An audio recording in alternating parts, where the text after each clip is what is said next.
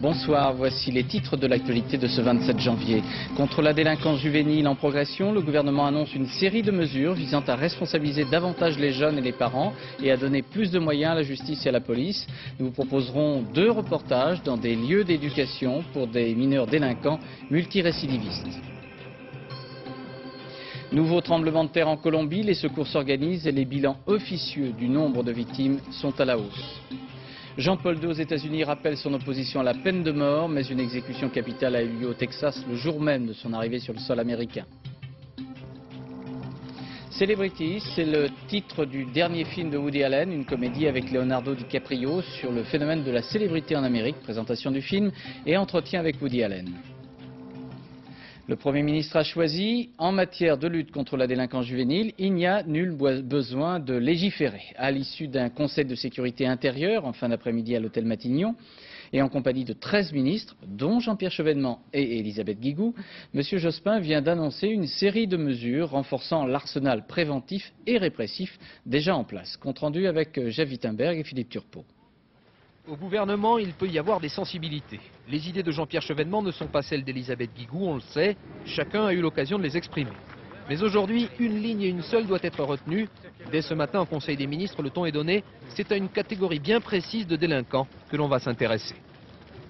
Certains jeunes qu'il faut absolument à la fois sanctionner et réinsérer dans la société. Retrouvailles cet après-midi à Matignon. Face à Lionel Jospin, les 2 ministres sont côte à côte, comme s'il était nécessaire de faire passer une nouvelle fois le message. Et au moment des comptes, effectivement, c'est un compromis qui se dessine. Les moyens sont largement revus à la hausse. 7000 fonctionnaires de police vont être recrutés sur 3 ans. Il y aura 30 maisons de justice supplémentaires, un doublement du nombre des substituts du procureur, mais aussi, c'est la mesure la plus spectaculaire, un nouveau traitement pour les mineurs multirécidivistes. Dans l'attente d'être jugés, les mineurs délinquants les plus difficiles doivent être éloignés de leur quartier. 50 centres de placement immédiat strictement contrôlés, permettant une prise en charge éducative renforcée jour et nuit, seront créés d'ici 2001, dont 15 dès cette année. Ils garantiront le strict respect de la décision de placement prise par le juge des enfants. La sécurité, c'était l'objectif prioritaire. Lionel Jospin a donc tranché. Ce seront avant tout des moyens supplémentaires. Sur sa lancée samedi, il va réunir tous les ministres en séminaire. C'est l'ensemble de sa politique cette fois que Lionel Jospin entend recadrer. Alors avec vous Dominique, on va faire une revue de détail. Il y avait des choix gouvernementaux importants à faire et M. Jospin a tranché. Oui, il y avait 2 écoles qui s'opposaient au sein du gouvernement. L'école Chevènement, plutôt axée sur un durcissement des dispositions légales. Une école Guigou, on misait plutôt sur la réinsertion, on renforce le dispositif existant depuis le dernier Conseil de sécurité intérieure qui s'était tenu en juin 1998. Lionel Jospin a tranché et on peut dire ce soir que la justice et la police ont trouvé toutes les 2 satisfaction. Premier point, Jeff Wittenberg vous l'a dit, 50 centres de placement d'ici 2001, donc 15 dès 1999. Cela concerne les mineurs délinquants les plus difficiles dans l'attente d'être jugés. On peut dire que c'est un des souhaits en fait, de Jean-Pierre Chevènement qui est satisfait.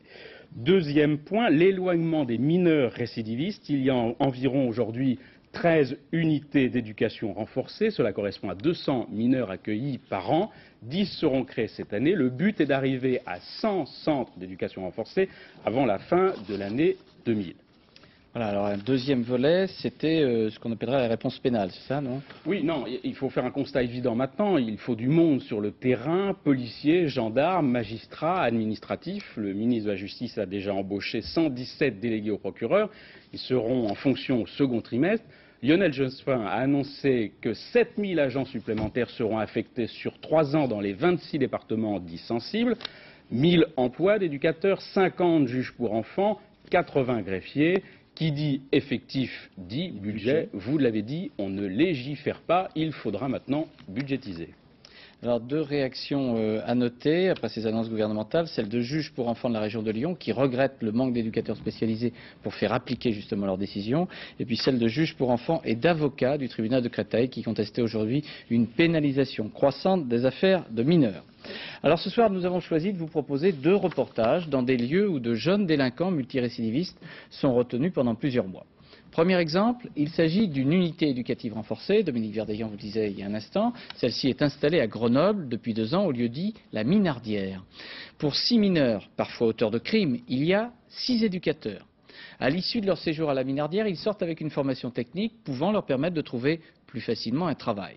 C'est un lieu où on leur tient tête. C'est un lieu où parfois ils sont confrontés à un exercice physique intensif. Vous voyez le reportage de Valérie Fourniou et Philippe Turpot. À la Minardière, on file droit derrière l'éducateur. Bon, on y est dans 10 mètres là. Ces 6 jeunes délinquants, mineurs et multirécidivistes, entament leur 3e jour de spéléologie. Ils n'ont pas le choix, même si la peur du vide les tenaille. Ça, c'est le pot du loup. Le puits d'entrée, c'est un puits de 17 mètres. Quand on est ici, quoi qu'il arrive, on est longé. Il faut faire attention. Ça marche? Ok. Allez Laurent, tu passes devant. Ici, pas question qu'un gamin tienne tête. On ne discute pas l'autorité. On se dérange pas. On met son descendeur. Stop. Pose pas de questions. Je te dis mets ton descendeur, tu mets le descendeur. Faire de la spéléo, ça change du quartier, être assis tous les jours, à rien faire.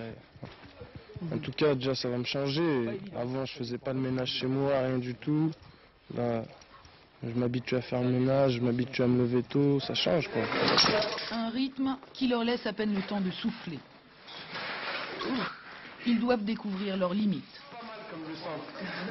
Trouver leurs forces et leurs faiblesses, eux, qui sont des caïds dans leur quartier. On a des jeunes qui arrivent, par exemple, après avoir volé 100 voitures. Je pense que c'est pas possible. Quand on a volé 100 voitures, ça veut dire qu'on a un train de vie de 10, 15, 20 000 francs par mois. On a 16 ans. On a vécu à l'hôtel avec une prostituée sous chaque bras. La norme, c'est devenu ça. Arrive un moment, il faut se saisir. Sinon, il n'y a plus de repères. Ils ont besoin d'un cadre ferme et il faut pouvoir poser ces cadres. Cette unité à encadrement éducatif renforcé est pour eux la dernière possibilité de retrouver des repères. Voir si on a de la volonté, faut être capable de faire ça et tout. Donc c'est important pour toi de prouver aux autres que tu as de la volonté. Oui. Prouver à qui? D'une à mon juge, à moi-même, à ceux qui m'entourent. Pour lui comme les autres, c'était soit la prison, soit la Minardière et une formation professionnelle au bout. C'est une chance pour moi. Tu passes 2 mois en prison, après tu sors, après t'as rien. Tandis qu'ici tu passes 7 mois, après tu sors, t'as ta formation, tranquille. C'est comme le quartier, la prison. C'est comme le quartier. C'est pareil, c'est encore pire même, je dirais. Parce qu'il y a une concentration de voilà, voyous. Sauf qu'en prison, voilà, les juges qui pensent, c'est quand ils nous mettent en prison, disons pour 6 mois, ben pendant 6 mois, lui, il fera pas chier à la société, voilà quoi. C'est comme ça qu'ils pensent. Tous les 6 sont encadrés par 6 éducateurs qui se relaient. Pendant 7 mois, une sorte de parcours du délinquant. Ça peut être assimilé de temps en temps au côté militaire dans la mesure initiatique du service militaire tel qu'il pouvait être. Introduction à la vie en société, introduction à la vie de jeune adulte et qui est un peu supprimée dans les quartiers, qui a pu être récupéré par le chef de bande qui lui fait ses règles du jeu dans la bande. Au moindre écart de conduite, ces jeunes savent que c'est la porte. Direction le bureau du juge ou parfois la prison, une menace permanente et ça marche. Alors, second exemple, cette fois-ci, ce n'est pas une structure officielle. Ce fut même, il y a 10 ans, un centre de colonie de vacances. C'est dans les Vosges. Et sous couvert d'un titre sympathique, Cheval pour tous, c'est un centre contrôlé par la justice où une quarantaine de jeunes sont placés par des juges. Alors qu'il est courant de les baptiser les incasables, tant ils ont commis de délits, là aussi, le taux de réussite est important. Mais les jeunes qui font du cheval dans les Vosges doivent comprendre ce que discipline veut dire. Reportage Jérôme Soulard, Sylvain Gauthier. Ils ont de 12 à 17 ans, voleurs, agresseurs, meurtriers pour certains. Ce lieu de vie qui les accueille au milieu des montagnes reste leur dernière chance. On n'a pas le choix. C'est dans le cadre d'une décision de la loi. Voilà, la loi t'a dit tu es à cheval pour tous et tu es là. Il a 15 ans, à peine. Placé de force par un juge, 6 policiers ont été indispensables pour protéger le magistrat de sa violence sans limite. Et même si tu tues un juge, il y en aura un autre après. Et si tu en tues 2, il y en aura encore un autre après. Aucune forme de violence n'est possible. Parce que je te le dis et parce que la loi le dit.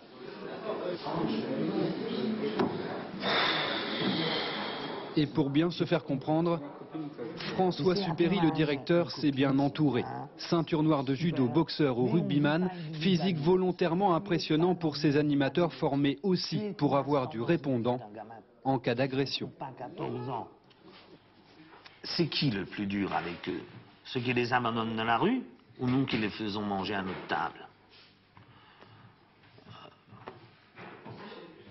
La loi dit, dans l'absolu, on doit éduquer un enfant au bon père de famille. Symboliquement, ça veut dire quoi? Ça veut dire que l'adulte est dans sa position d'adulte, le mineur, le gamin dans sa position de gamin, et l'adulte a un comportement qui permet au gamin de grandir. Si ça, c'est être dur, se positionner en tant qu'adulte, bah oui, alors je suis dur. Quelques heures plus tard, très entouré, très surveillé, le nouvel arrivant semble avoir baissé un peu la garde, fin prêt pour le travail, comme chacun de ses nouveaux camarades.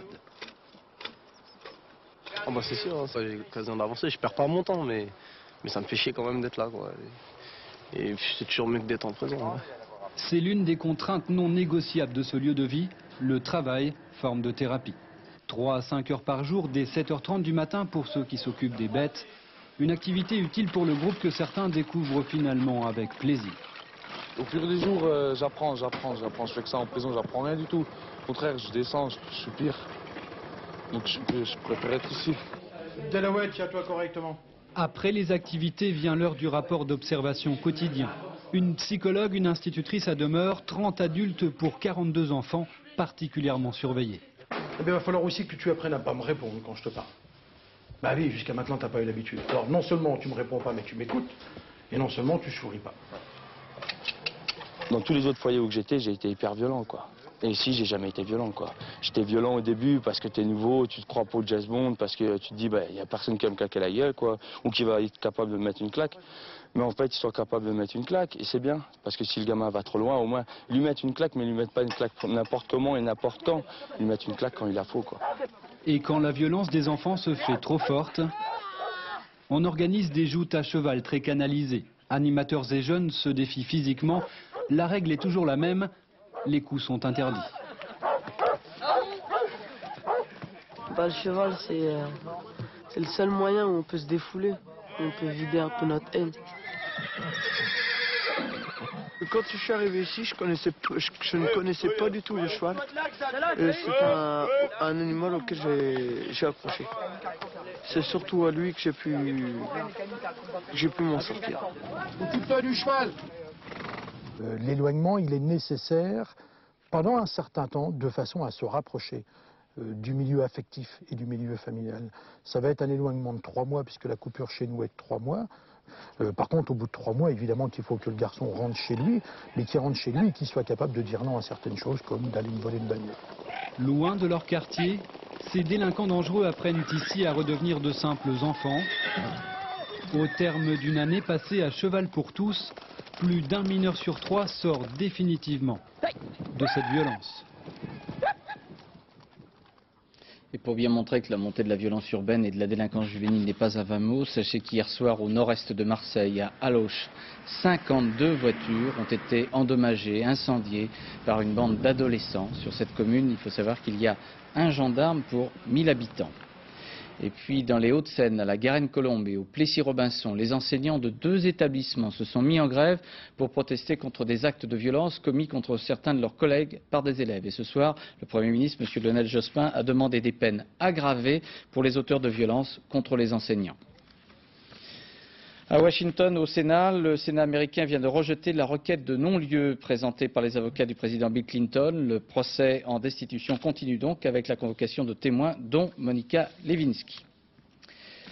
En Colombie, le pape Jean-Paul II est arrivé hier soir en Colombie, un deuxième séisme d'une magnitude de 5,4 a secoué le nord-est du pays, près de la frontière du Venezuela.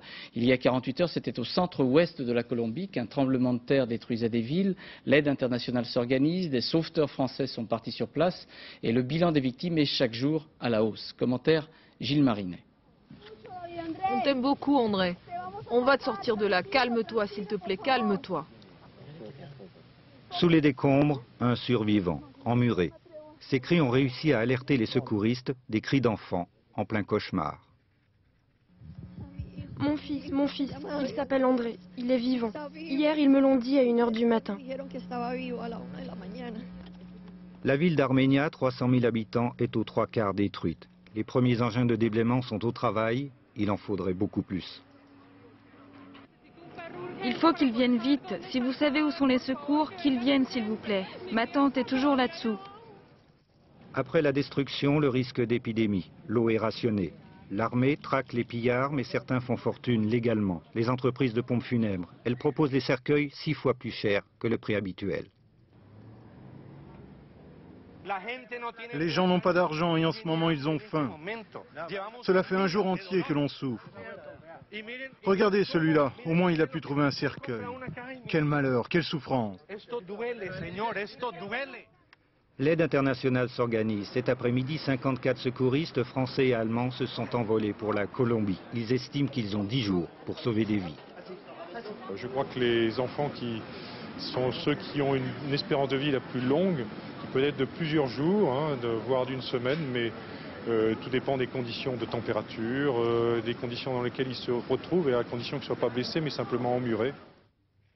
Et la terre tremble toujours. La Colombie est en effet située au carrefour de 4 plaques tectoniques sans cesse en mouvement. Il y a 48 heures, en s'entrechoquant, elles ont ouvert des failles en surface. C'est cela, un tremblement de terre. La catastrophe aurait déjà causé la mort de 1500 personnes. Si vous voulez participer à l'aide internationale en faveur de la Colombie et des victimes de ces séismes, vous pouvez noter ces numéros de téléphone. Ils concernent d'abord l'action menée par le Secours catholique. Je vous laisse prendre note des coordonnées du Secours catholique et puis ceux de la Fondation de France, France Liberté, toujours avec la mention séisme Colombie. Et il semble que les victimes de l'ouragan Mitch, qui a ravagé l'Amérique centrale il y a 2 mois, n'aient pas reçu l'aide annoncée. Des risques de manque de nourriture se font sentir actuellement au Honduras et au Nicaragua. Le pape Jean-Paul II est arrivé hier soir aux États-Unis, à Saint-Louis, dans le Missouri. Le président Clinton était là pour l'accueillir, comme si son procès au Sénat n'avait aucune importance. Devant plus de 100 000 fidèles, le pape s'est montré particulièrement ferme contre la peine de mort, largement pratiquée dans les 2/3 des États américains. Reportage Dominique Derda. Que Dieu bénisse l'Amérique, c'est pour ces catholiques plus qu'un espoir, une quasi-certitude, et la venue du pape à Saint-Louis en est, pense-t-il, la confirmation. Pourtant, Jean-Paul II ne se prive pas d'adresser à ses ouailles non pas des critiques, mais des mises en garde. Hier, c'est sur la nécessaire compassion pour les plus démunis que portait son discours. Aujourd'hui, c'est ce qu'il appelle la culture de la mort qu'il dénonce dans son homélie.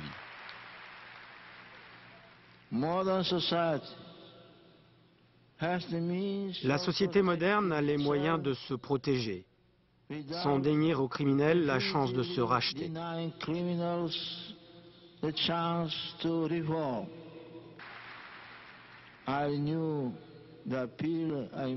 Je renouvelle l'appel que j'avais lancé en décembre pour que nous parvenions à un consensus et renoncions à la peine de mort qui est à la fois cruelle et inutile.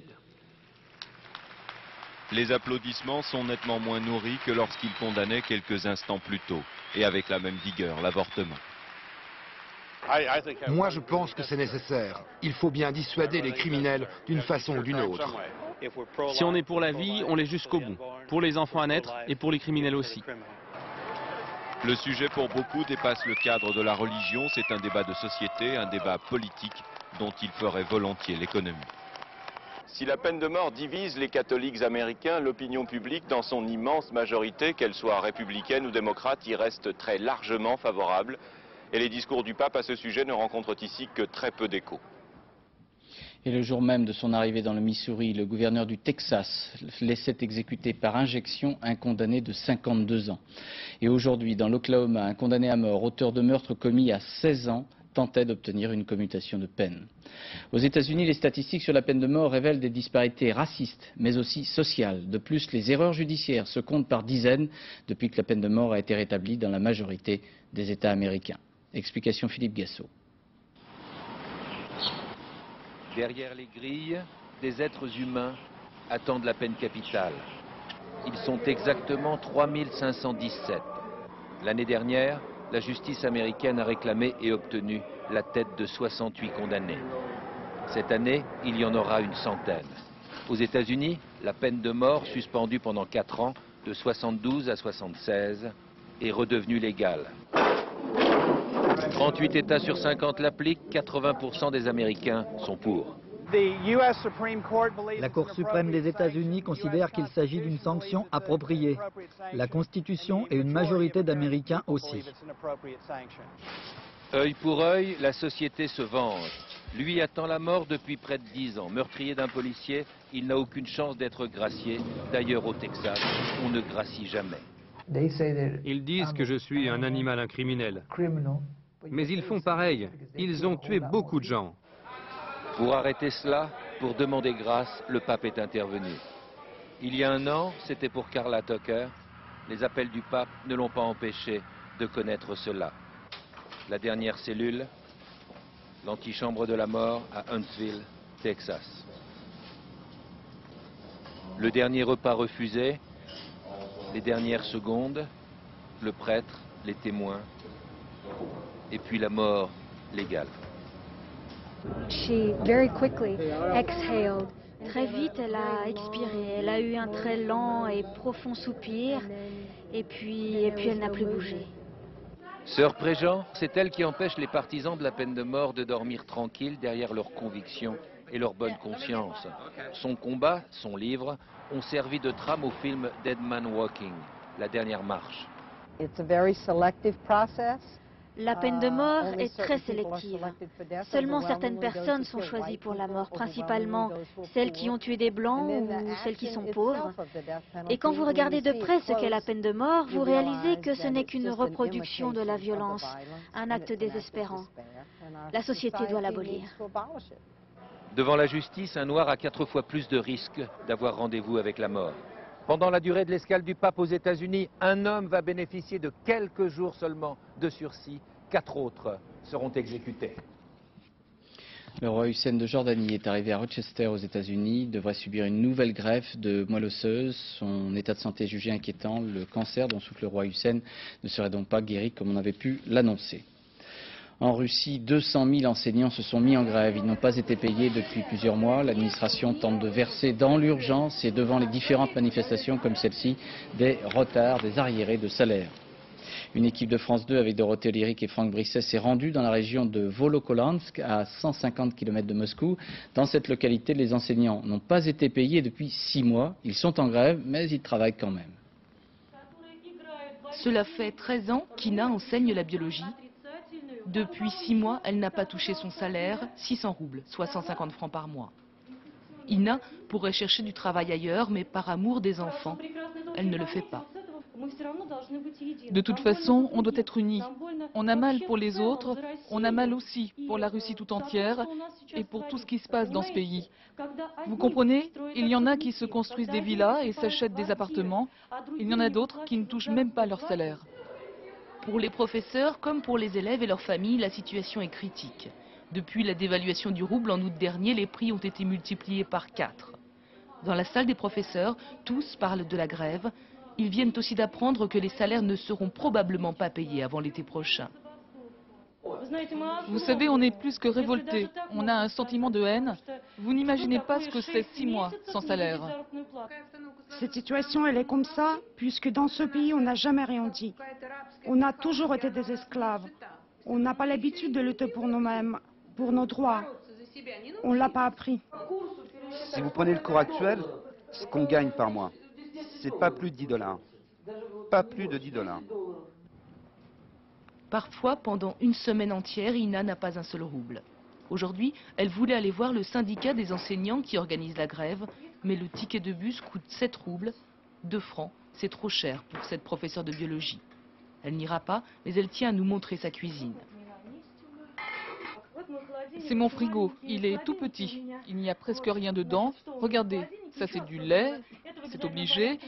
Les cornichons, ça vient de chez moi. J'ai de la soupe aussi. Sinon, j'ai des pommes de terre de mon potager. Quand nous l'avons rencontrée, Ina Grégorievna ne voulait pas nous parler de sa vie qu'elle qualifie de misérable. Puis elle a oublié sa honte et sa pudeur, sans doute pour sa fille Lena. Pour elle, elle garde le sourire. Pour elle, elle voudrait une autre Russie. Concernant la situation au Kosovo, il y a eu une réunion du Conseil permanent de l'OTAN cet après-midi à Bruxelles, mais sans information précise. Des combats ont eu lieu dans le nord de la province du Kosovo, avec des tirs d'artillerie de l'armée serbe contre les séparatistes de l'UÇK. Bien difficile de vérifier les informations issues du Kosovo, et même les observateurs de l'OSCE, l'Organisation pour la sécurité et la coopération en Europe, subissent des contraintes, des tracasseries administratives ou policières sur place. Voyez le reportage de nos envoyés spéciaux Patrice Romden et Jean-Louis Normandin. Bien voir et bien être vu, telle pourrait être la devise des vérificateurs de l'OSCE, identifiables à leur véhicule orange et toujours en quête d'une information. Ici, les voilà stoppés par une barrière de fortune, au-delà de laquelle s'étend un terrain militaire serbe. Une rumeur court selon laquelle des mines seraient entreposées là, mais la visite sera reportée. Notre liberté de circuler, elle est totale, mais pour éviter les problèmes, on préfère prévenir les autorités avant d'aller sur place. Donc, ils reviendront. Il faut reconnaître que la nature du terrain et les conditions climatiques ne facilitent pas la mission de l'OSCE. Remarque, l'attitude de l'armée serbe non plus, comme en témoigne cette séquence. Chemin faisant, l'OSCE croise un convoi militaire. Questions évidentes, combien sont-ils, où vont-ils? Je comprends que ce sont des gens qui vont remplacer d'autres troupes qui sont à l'endroit d'où nous venons. C'est apparemment une relève. Et soudain, le convoi s'arrête. Rire chez les militaires. L'un d'entre eux descend de son camion, sort un stylo, un calepin. Vont-ils se parler? Eh bien non. Il note le numéro d'immatriculation des voitures de l'OSCE, le monde à l'envers ou l'histoire des vérificateurs vérifiés. On ne peut pas les empêcher de faire ça. C'est presque de la provocation? Non, non. En toutes circonstances, garder son sang-froid. Avec les Albanais non plus, rien n'est simple. L'OSCE va volontiers à leur rencontre, mais recueillir le témoignage de la rue, c'est prendre le risque de la manipulation. Là, on vient de nous dire qu'il y avait des milliers de personnes qui dormaient dans les bois. Ça ne correspond pas très exactement aux informations que nous avons. Il ne faut pas négliger la dimension psychologique de la présence de l'OSCE sur le terrain. Elle rassure la population tout en lui signifiant que la communauté internationale s'emploie à trouver une solution politique à la crise. J'ajoute qu'une centaine de Kosovars ont été interceptés sur les côtes du sud de l'Italie en compagnie d'immigrés clandestins venus d'Albanie la nuit dernière. Au Congo, 9 ressortissants européens, dont 5 Français, sont portés disparus après les affrontements dans la ville de Dolisie. C'est à 400 km au sud-ouest de Brazzaville. En Allemagne, les industriels du nucléaire qui ont fait reculer le gouvernement de Gerhard Schröder sur son projet de loi d'abandon de l'énergie nucléaire ont annoncé que le retraitement des déchets allemands à La Hague, en France, se prolongerait encore 5 à 6 ans. La compagnie aérienne Air France entrera en bourse le 22 février prochain, mais l'expression privatisation partielle n'est pas du goût du ministre des Transports, qui a marqué ainsi son désaccord avec le quotidien L'Humanité. Monsieur Guessot, ministre communiste, préfère le terme de respiration d'une entreprise publique. Alors sur cette privatisation ou respiration, voyez le reportage de Jean-Bernard Schmitt et Jean-François Renaud. Cette fois-ci, Air France est bel et bien placée sur la piste de la privatisation partielle. L'ouverture du capital était attendue depuis plusieurs mois comme la dernière phase du redressement de la compagnie nationale. Ce matin, enfin, après avoir obtenu le feu vert du gouvernement, le PDG Jean-Cyril Spinetta a présenté les conditions de la mise sur le marché de 20% du capital de l'entreprise. Le plan prévoit de céder 38 millions d'actions. 56% iront aux investisseurs institutionnels, 35% au public, 9% seront réservés aux salariés, de quoi consolider le climat social apaisé dans l'entreprise. Le fait que les salariés d'Air France fassent confiance à leur entreprise, investissent dans leur entreprise, est de nature à modifier très profondément l'ensemble des relations entre l'entreprise et ses personnels. La possibilité d'acheter plus d'actions, nous souhaitons qu'elle soit offerte à l'ensemble du personnel. Dans une entreprise de service, c'est essentiel de ne pas créer de fractures, d'assurer une bonne cohésion du personnel et de faire en sorte qu'ils se sentent tout à fait impliqués. L'actionnariat est une excellente façon de s'impliquer.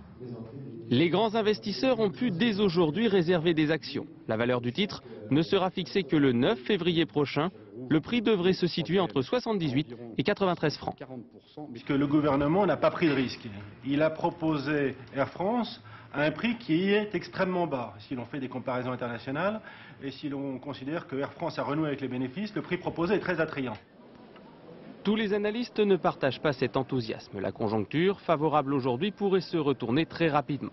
Réponse, le 22 février pour la première cotation. Si tout va bien, l'État devrait empocher 4 milliards de francs, bien loin des 20 milliards donnés à Air France il y a 4 ans pour éviter à l'époque un dépôt de bilan. Le projet de loi constitutionnelle sur la parité femmes-hommes reviendra le 16 février devant l'Assemblée nationale pour une deuxième lecture. Madame Guigou pense que le Sénat pourra évoluer malgré son refus manifesté sur ce sujet hier. À Montpellier, l'un des chanteurs du groupe NTM, Joe Starr, comparaissait devant le tribunal correctionnel. Il avait agressé le 30 novembre dernier une hôtesse de l'air à Montpellier. Celle-ci a retiré sa plainte, mais le procureur a requis une peine de prison ferme contre Joe Starr. Compte rendu Léo Lamberton avec Denis Pardano et Pascal Ponce. Ils sont arrivés bien avant que le palais de justice ouvre ses portes pour être sûrs de ne pas rater leur idole. Et avant même que le procès de leur chanteur préféré ait commencé, ses fans l'ont déjà jugé et gracié. C'est la rock'n'roll attitude, il n'y a pas de miracle. Hein. Les Rolling Stones, ils cassaient la gueule aux gens, les Zeppelin autant. Je dis pas que c'est bien, mais c'est des musiciens, ils ont la grosse tête, c'est comme ça. Mais Didier Morville, alias Joe Starr, n'était pas d'humeur à jouer les vedettes. Et c'est au pas de charge que le chanteur du groupe de rap NTM est entré cet après-midi au tribunal correctionnel de Montpellier. L'artiste comparait pour avoir insulté et frappé une hôtesse de l'air le 30 novembre dernier. Mais coup de théâtre, au début de l'audience, l'avocat de l'hôtesse annonce que sa cliente retire sa plainte, Didier Morville lui ayant fait des excuses et versé des indemnités. Elle n'entendait pas mêler sa voix à celle de ceux qui voulaient faire de ce procès le procès de NTM plutôt que le procès d'un homme, d'un individu qui l'avait agressé et qui a réparé le préjudice. Donc le dossier, l'affaire est terminée dans des conditions normales pour elle. Mais Didier Morville n'en a pas fini pour autant avec la justice. Car si les poursuites civiles sont éteintes, ce n'est pas le cas des poursuites pénales. Or le chanteur a déjà été condamné par 2 fois à des peines de prison avec sursis pour des délits semblables. C'est ce qui a poussé le procureur à demander aujourd'hui de la prison ferme, 1 à 2 mois. Le jugement sera rendu le 24 février.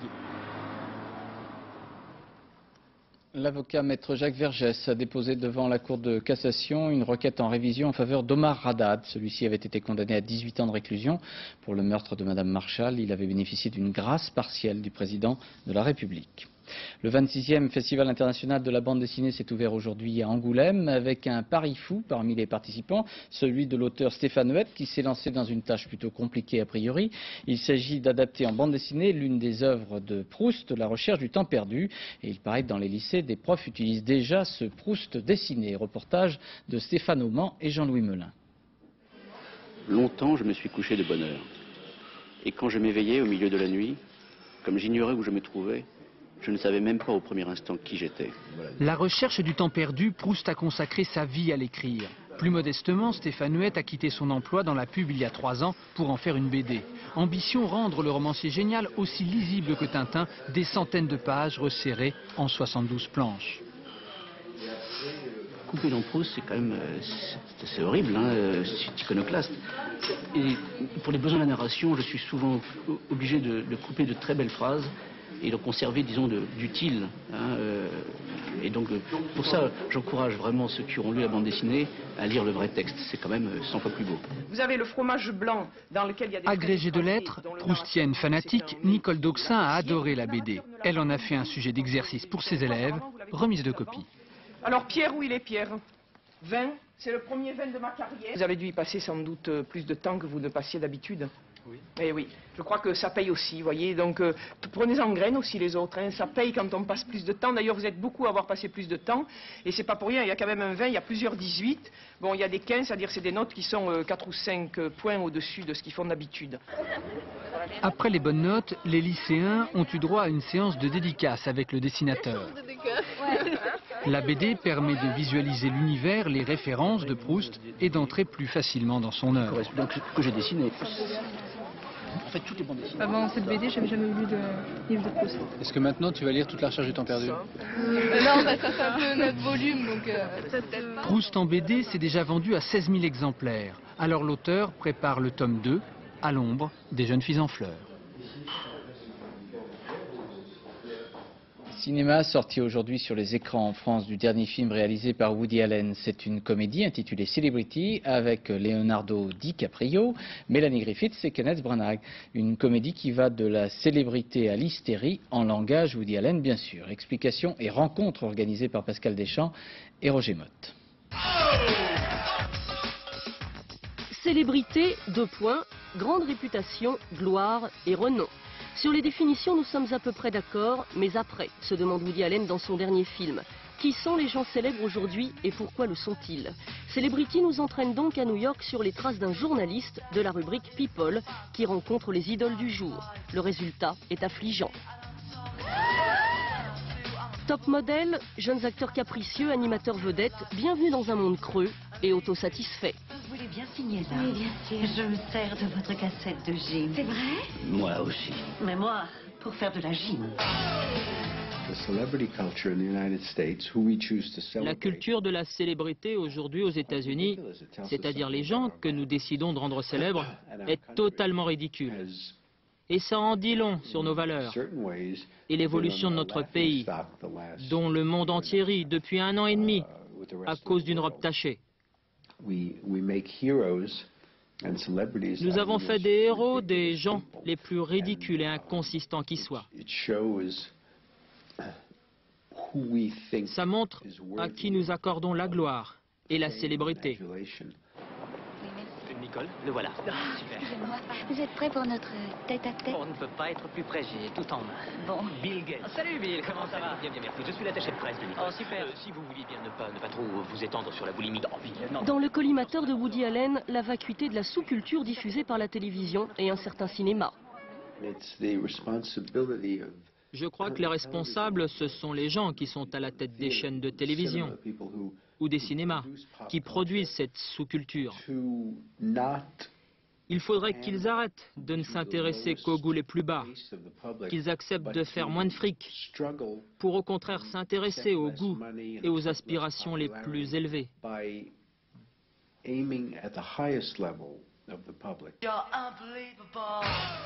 À raison d'un film par an, Woody Allen a acquis sa célébrité en nous faisant rire de nos propres tares. Alors ce jour-là, je l'avoue, je n'ai pas pu résister. Vous pouvez me signer un autographe? Oh, bien sûr. Et lui non plus. Sport, tennis, internationaux d'Australie. Amélie Mauresmo sera donc la seule demi-finaliste française puisque Marie Pierce a été éliminée la nuit dernière en quart de finale par la Suissesse Martina Hingis, 6-3, 6-4. Voici la balle de match. Et je vous rappelle que les demi-finales et la finale sous ces matchs seront transmis en direct sur France 2 à la fin de la semaine. Fin de ce journal, nous arrivons au rappel des principales informations, notamment concernant le Conseil de sécurité intérieure, les mesures annoncées par le Premier ministre, M. Jospin, pour lutter contre la délinquance juvénile. Il reste à budgétiser l'annonce d'un certain nombre de mesures de création de postes, d'éducateurs et de centres pour délinquants mineurs.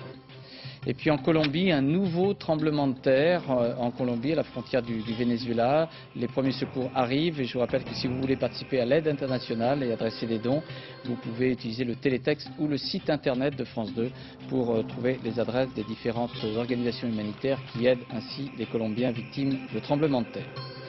Dans quelques secondes, la météo, c'est avec Isabelle Martinet, puis Corinne Touzet dans la traversée du phare, et puis à 1h du matin, Laurence Ostolazza pour le dernier journal de la rédaction, suivi du cercle Philippe Lefebvre. À demain 20h. Bonsoir. Merci.